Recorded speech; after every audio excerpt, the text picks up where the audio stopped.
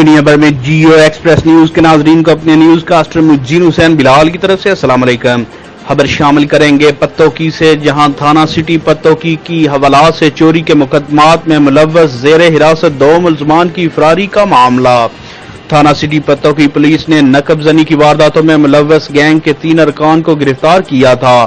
تینوں ملزمان 25 ستمبر تک ریمانڈ پر تھے، جن سے تفتیش جاری تھی۔ 2 ملزمان علی اور عابد امروز الصبح حوالات سے فرار ہو گئے۔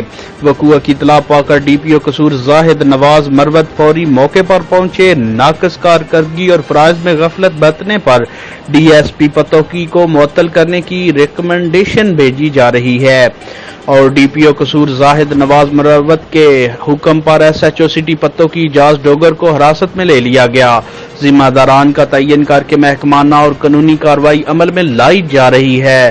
حوالات سے فرار ہونے والے دونوں ملزمان کی گرفتاری کے لیے اسپیشل ٹیمیں تشکیل دے کر روانہ کر دی گئی ہیں اور انشاءاللہ جلد دونوں ملزمان کو گرفتار کر لیا جائے گا، ڈی پی او قصور کا کہنا تھا۔